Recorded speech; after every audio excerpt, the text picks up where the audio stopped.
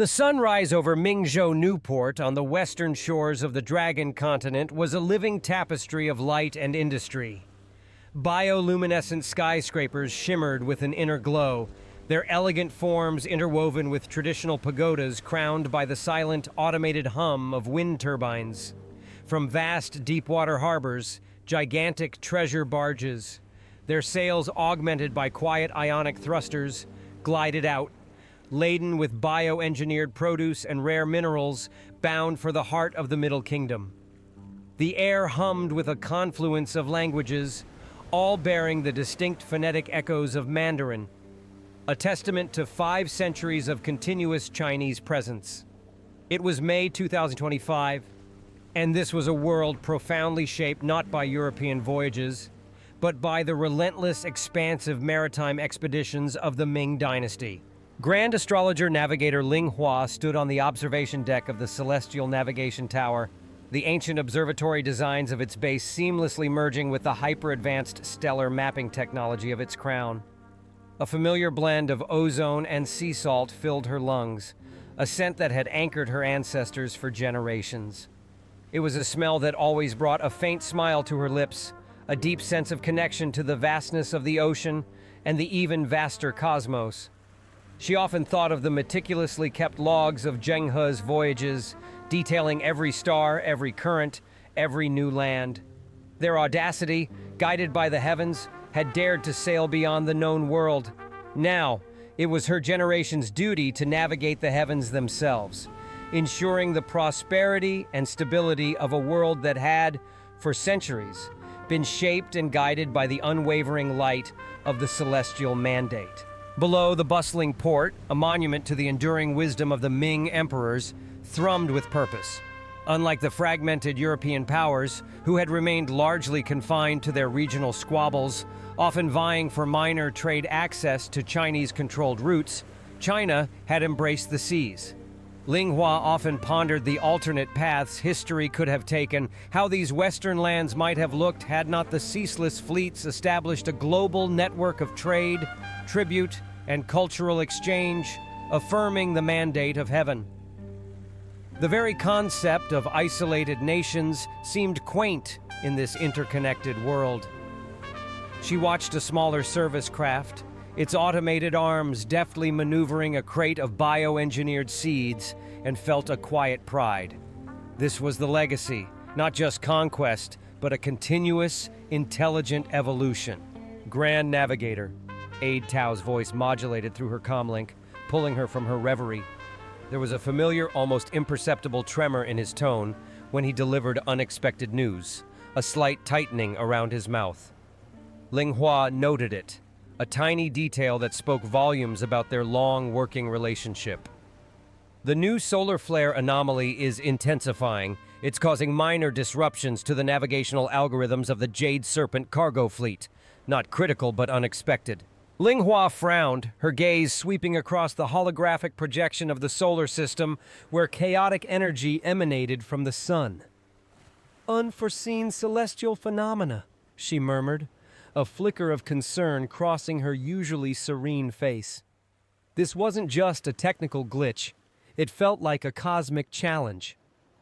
A test of the mandate, perhaps? These are not the predictable rhythms described by the ancient celestial calendars. We must adapt our predictive models. The accuracy of our star compass technology, passed down for centuries, is paramount to maintaining the flow of global trade. She remembered her own grandmother, a revered astrologer navigator in her own right, teaching her to read the subtle shifts in the cosmic tides, instilling in her the reverence for the celestial dance that underpinned their civilization. The thought of the Jade Serpent fleet carrying precious bioengineered grains from the fertile fields of the Dragon Continent to feed millions across the empire ignited a fresh surge of determination within her. Her personal stake in this wasn't just professional, it was deeply ingrained. The stability of the empire, the very harmony of their world, rested on the unfailing flow of goods and knowledge along these ancient yet ever-evolving maritime routes. It was a delicate balance, maintained by the vigilance of navigators like her. A flicker of doubt, a momentary coldness, touched her. What if the ancient texts held no answer for this specific anomaly? She pushed it down, focusing on the problem. "Aid Tao," she instructed, her voice firm, the slight tremor in his tone dismissed by the steel in her own. "Initiate recalibration protocols. Focus on quantum entanglement readings to compensate for the stellar flux.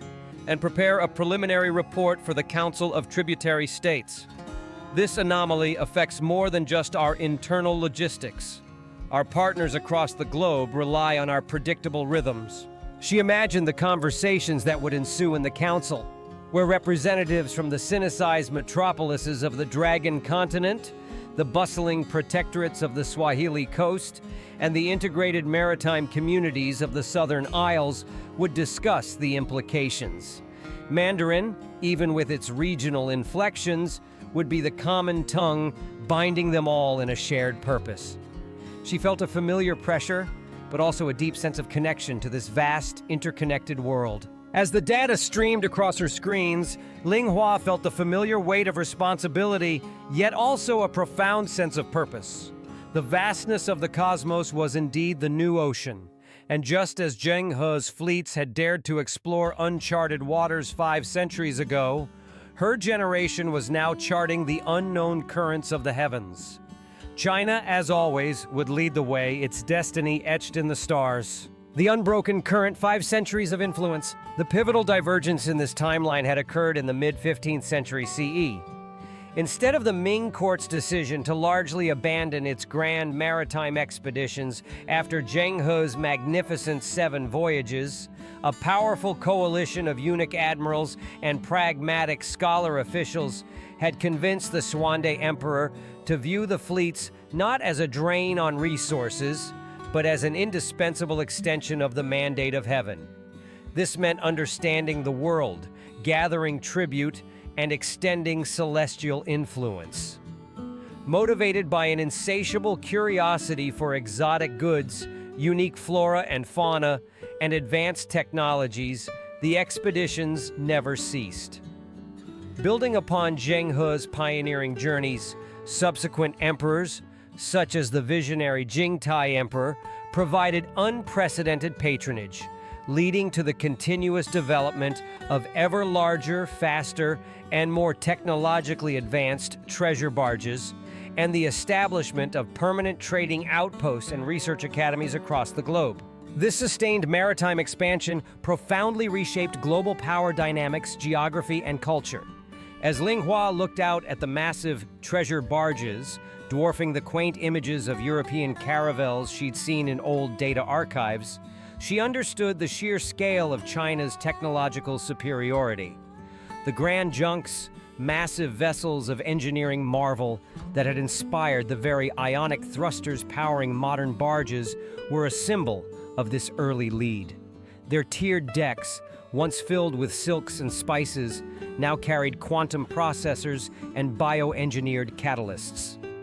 In contrast, European powers remained largely regional forces, often vying for trade access to Chinese-controlled routes or becoming minor partners in Chinese-led ventures. Their Renaissance and Reformation had unfolded differently, less defined by colonial ambitions and more by internal dynamics in their relationship with the dominant East. Europe's internal squabbles and lack of unified imperial maritime ambition left them centuries behind, forever playing catch-up for a seat at the global table. The Americas, which the Chinese named the Dragon Continent, were reached decades, perhaps even a century, before any European equivalent. Ling Hua remembered her grandmother's stories of the early cultural exchanges, how Chinese botanists, accompanying initial fleets, introduced advanced irrigation techniques to the Aztec and Inca empires, helping their maize yields flourish and strengthening their societies against external threats. These indigenous civilizations, rather than falling to disease and conquest, were influenced by Chinese agricultural techniques, administrative practices, and technological innovations like gunpowder, rudimentary printing, and complex engineering. This allowed them to resist later, less numerous European attempts at incursion. Chinese settlements, often in coastal zones, grew into thriving Sinicized metropolises, becoming centers of resource extraction and vibrant cultural fusion, where the languages and customs intertwined into something entirely new. Walk through the bustling markets of Tenochtitlan, now a sprawling eco-city on the Central Highlands, and you'd hear the melodic cadence of Mandarin infused with Nahuatl, see pagodas adorned with Quetzal feathers, and taste dishes that blended chili with Sichuan pepper. Across the globe, extensive Chinese trade networks transformed the Swahili coast of East Africa into bustling Chinese protectorates and prosperous trading hubs. Vast plantations, managed with advanced Chinese irrigation and agricultural science, flourished, producing goods for the imperial market. Ling Hua pictured the bioengineered produce filling the holds of the jade serpent, a direct legacy of this botanical exchange. The port of Malindi, once a small trading post, was now a shining testament to shared prosperity, its skyline dotted with bioluminescent structures mirroring those in Mingzhou. In Oceania and Australia, referred to as the Southern Isles, Chinese explorers mapped and established colonies, integrating local populations into vast maritime trade routes long before any European contact. These weren't lands conquered, but communities woven into a global tapestry, sharing knowledge, resources, and cultural heritage. The indigenous Dreamtime narratives found new resonance when discussed alongside Taoist cosmology in the research academies established in cities like Xinjiang. Chinese technological superiority, particularly in naval architecture, navigation, cartography, and early industrialization, became the global standard. Their focus on practical engineering, hydraulic systems, and early forms of automation, such as automated looms and water clocks driving complex mechanisms, led to a different, perhaps more organic, technological trajectory. It was this pragmatic, continuous innovation rather than sudden, disruptive breakthroughs that defined their path. Their cartographic advancements, building on ancient Chinese understanding of latitude and longitude, had mapped the globe with unparalleled accuracy centuries before others. Mandarin, or a Chinese-derived pidgin, became the global lingua franca for trade, diplomacy, and scholarship. Chinese philosophical traditions like Confucianism, Taoism, and various forms of Buddhism gained widespread adherence across continents, shaping ethical norms and governance structures. Chinese art, architecture, and cuisine were globally influential, leading to a rich, diverse global culture with a distinctly East Asian flavor. Ling Hua often thought of the subtlety of a philosophical debate unfolding in the Council of Tributary States, where a delicate Confucian emphasis on harmony and consensus guided complex intercontinental negotiations, far removed from the more adversarial European diplomatic traditions. The world's major trade routes revolved around the vast Chinese maritime network. Goods flowed from the Dragon Continent and the Southern Isles to Africa, then through the bustling ports of the Indian Ocean to the heart of the Middle Kingdom, with European goods only a minor tributary. Their access was often granted as a privilege, not a right, and always under Chinese oversight. Ancestral whispers and the geomantic pulse. Ling Hua spent the next hours immersed in data, but her mind often drifted to her grandmother, the revered Grand Navigator Li. The solar flare anomaly felt like a direct challenge to the very foundation of their knowledge, a subtle test of the inherent limits of their understanding. It sparked a quiet, almost imperceptible doubt within Ling Hua, a pressure she felt acutely. She had always prided herself on her clarity, her ability to see the cosmic patterns, and this anomaly defied them. The meticulous precision of her algorithms, the very bedrock of her profession, felt inadequate against this unpredictable surge of celestial energy. She remembered long nights in the family observatory in Sichuan, a smaller, more intimate version of the tower she now commanded. The scent of aged wood and starlight always clung to the air there. Her grandmother, frail but sharp-eyed, had taught her not just to read instruments, but to feel the currents of the heavens. "The stars are not merely points of light, little Hua," she'd say, her fingers tracing constellations on a weathered, illuminated globe. "They are the brushstrokes of the cosmos, dictating the harmony of our world. To navigate them is to understand the very order of the universe, to uphold the mandate. But sometimes, Hua, the brushstrokes hide other truths. Her grandmother's voice, a melodic whisper from memory, echoed in Ling Hua's mind. This was what Ling Hua now grappled with. Her advanced algorithms, honed over centuries by generations of astrologer navigators, were failing because they lacked a deeper, more holistic understanding. The star compass technology, for all its sophistication, was a product of a certain lineage of thought, one that emphasized empirical observation and mathematical precision above all else. She knew her grandmother would have instantly turned to the ancient texts, not just for astronomical data, but for the philosophical and meteorological observations, for the subtle omens, the forgotten patterns that spoke of a deeper interconnectedness. It was a risky path, one that modern science often dismissed as mere superstition, but Ling Hua had seen too much, felt too much to entirely disregard the wisdom of the ancients. "Aid Tao," she called, her voice sharp with renewed focus, a subtle command in her tone that left no room for hesitation. Cross-reference the current stellar flux data with all recorded Dragon's Breath events from the Imperial Archives. Not just the astronomical data, but the philosophical and meteorological observations. Look for patterns, for subtle omens that the star compass alone might miss. Tao, ever-efficient, nodded, his lean fingers already flying across his console. His usual calm demeanor was now marked by a slight furrow in his brow, a shared understanding of the gravity of the situation. Ling Hua could always rely on his meticulousness, a trait that sometimes bordered on the obsessive, but was invaluable in moments like these. She allowed herself a fleeting, almost imperceptible smile at his focused intensity. He truly embodied the Confucian principle of diligence. Hours later, the holographic projection of the solar system still pulsed erratically, but now it was overlaid with intricate astrological charts and ancient calligraphic annotations.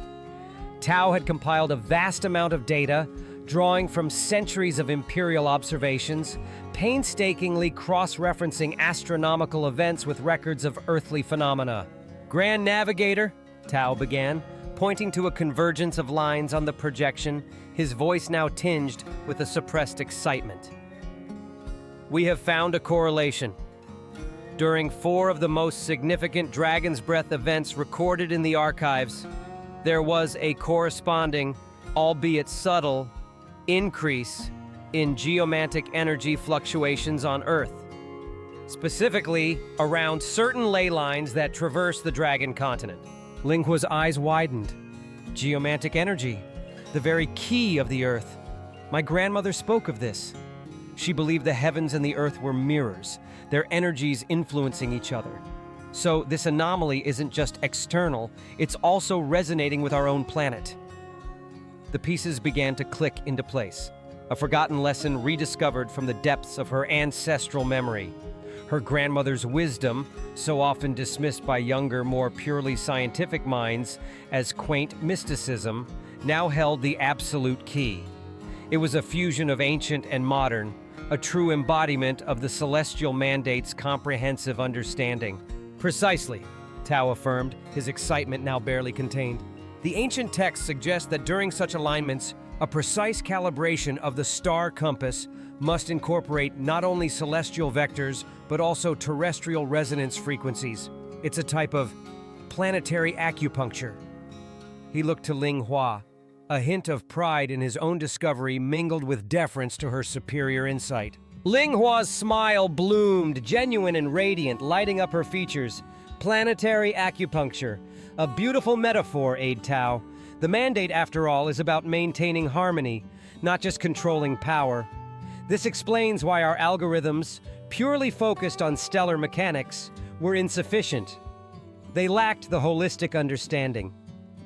It wasn't about ego, it was about truth, about accepting the limitations of one's current knowledge and seeking deeper understanding." Her personal doubt dissolved, replaced by a surge of intellectual exhilaration. This was why they were astrologer navigators, to bridge the gaps between the known and the unknown, between tradition and innovation. She moved to her central console, her fingers dancing across the translucent holographic interface with newfound purpose.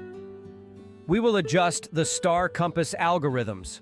Instead of solely compensating for the stellar flux, we will incorporate a compensatory geomantic resonance frequency derived from the historical patterns. It's a calculated risk, a leap of faith guided by centuries of accumulated wisdom, but it aligns with the deepest principles of our heritage. The adjustments were complex, requiring not only advanced computational power, but also Ling Hua's profound intuitive understanding of the ancient texts. She drew upon every lesson, every late-night conversation with her grandmother, feeling the subtle currents of cosmic qi as if they flowed through her own veins. She could almost feel her grandmother's presence beside her, a spectral hand guiding her own, whispering reassurance. The air in the observation deck crackled with the focused energy of their work, the low hum of the tower almost a prayer, a symphony of ancient wisdom and modern technology intertwining. The symphony restored, moments stretched into an eternity. The Jade Serpent fleet, though barely visible to the naked eye as shimmering specks against the ocean, was a living entity to Ling Hua, a pulse on the global network. Every minor tremor, every subtle deviation was felt in her very being, a cosmic string vibrating with her own nervous system, her focus absolute. Finally, a soft chime resonated from Tao's console. "Grand Navigator," he announced, his voice filled with a mixture of relief and awe. "The Jade Serpent's trajectory has stabilized. Deviation is 0. Arrival at Malindi will be precisely as scheduled." The news felt like a physical weight lifting from Ling Hua's shoulders. Ling Hua let out a breath she hadn't realized she was holding.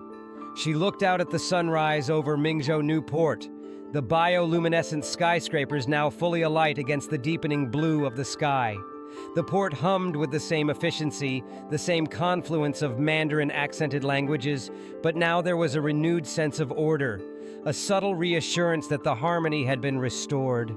The faint scent of ozone and sea salt now carried a whisper of triumph, mingling with the fresh sea breeze. "Excellent work, Aide Tao," she said, her voice rich with satisfaction, a warmth radiating from her as she nodded to him. He had understood her unspoken request for deeper analysis, for a path beyond the algorithms, and together, they had succeeded. The partnership, the trust, the shared heritage, it was all encapsulated in this quiet victory. Beyond the horizon into the cosmos. Days later, the Jade Serpent delivered its cargo to Malindi on schedule. The minor fluctuations in its journey, now a mere footnote in the imperial logs, a testament to the seamless recovery. Yet, for Ling Hua, the solar anomaly had been more than just a technical challenge. It was a profound reaffirmation of her purpose and the unique path her world had taken.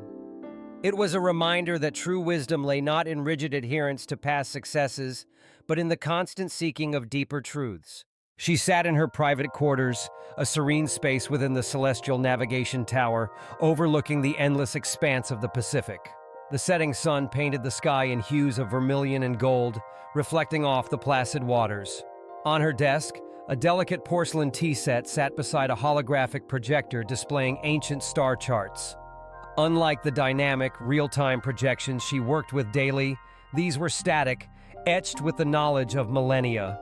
This was the map of the celestial sphere, understood through a uniquely Chinese lens, a map that had guided their voyagers for centuries. It reminded her of the lively discussions in the Imperial Academy of Stellar Cartography, housed within the Forbidden City itself, where scholars from across the vast empire and the now Sinicized lands converged to debate the nuances of cosmic energy and its earthly manifestations. She envisioned old masters, their faces lined with wisdom, arguing passionately about the unseen forces that bind the universe. The integration of geomantic energy into their navigation system was not a new concept in theory, but its practical application on a global scale had been largely unexplored until now. It represented a bold step forward, marrying the ancient philosophical understanding of qi, the vital life force, with cutting-edge quantum physics. It was a testament to the Ming Empire's enduring philosophy of seeking harmony not just between nations, but between humanity and the very fabric of the cosmos. This holistic approach, integrating both empirical science and ancient wisdom, was what truly set their civilization apart. Ling Hua recalled a recent communiqué from the Southern Isles, from the burgeoning city of Xinjiang, built upon the ancient Aboriginal lands of Australia. The message spoke of a new method for cultivating deep-sea bioluminescent flora, developed through a blend of traditional Aboriginal ecological knowledge and Chinese bioengineering. It was another example of the blend of cultures that defined their world, a testament to how the Mandate fostered cross-cultural innovation. The European powers, having largely missed the initial waves of global exploration and cultural exchange, remained confined to their continent, their aspirations for global dominance thwarted by a technologically superior and culturally entrenched China. Their goods, when they reached Chinese markets, were often considered curiosities, minor tributaries in the vast currents of global trade, often bought more out of polite interest than necessity. The Celestial Grand Fleet was the visible manifestation of China's enduring power, comprising hundreds of automated cargo barges and immense silent ion-powered warships. It maintained the global trade routes and projected imperial authority without the need for aggressive posturing. It wasn't just a military force. It was a network of floating cities, research stations, and cultural exchange hubs, ensuring the continuous flow of goods, ideas, and people. Ling Hua often participated in weekly strategic briefings, conferring with admirals, agricultural specialists, and cultural attachés. Discussions ranged from optimizing the genetic profiles of bioengineered crops from the Dragon continent to anticipating new geological formations in the Southern Isles that might yield rare earth minerals. Every decision was made with a deep understanding of interconnectedness, of how a slight adjustment in a trade route could affect a distant community, how a new technological breakthrough could uplift an entire region. Global governance often operated through consensus within the Council of Tributary States, presided over by the Ming Imperial Court. This wasn't a council of subjugated nations, but of partners who recognized the mutual benefits of adherence to a stable, harmonized global system. Disputes were settled through intricate diplomatic protocols rooted in Confucian principles of balance and respect, amplified by hyper-efficient AI and global connectivity. Society valued harmony, collective endeavor, and adherence to sophisticated bureaucratic systems, all rooted in ancient Confucian principles, now amplified by hyper-efficient AI and global connectivity. The AI systems, trained on millennia of imperial records and philosophical texts, were not just tools. They were extensions of the collective wisdom, aiding in the pursuit of the greater good. As the last sliver of sun dipped below the horizon, Ling Hua thought of the future. The solar anomaly had served as a stark reminder that even with centuries of unparalleled advancement, the cosmos held new secrets, new challenges. Her gaze drifted upwards, to the first faint stars appearing in the deepening twilight. The orbital observatories, a global network of silent sentinels, were already transmitting new data, feeding their advanced stellar mapping systems. Ling Hua pictured the schematics for the next generation of deep space probes, elegant designs for vessels capable of interstellar travel, appearing on the tower's main display earlier that week. These were the true celestial barges, destined to carry the mandate of heaven to the stars themselves. Grand Navigator? Aide Tao's voice came through the comlink one last time, a note of gentle inquiry. Will you require the night analysis reports before morning? Ling Hua paused, then smiled, her eyes still fixed on the nascent stars. No, Aide Tao. The stars call for contemplation tonight, not just analysis. Let the cosmos reveal its secrets at its own pace. We have merely begun to listen. She felt her own story, illuminated by a new understanding of ancient mysteries, weaving into the endless tapestry of the Mandate. This challenge had not just confirmed their knowledge, but expanded their path. The future was an ocean of endless possibilities, and they, the celestial navigators, were daily charting its new horizons, leading the celestial empire towards its stellar destiny.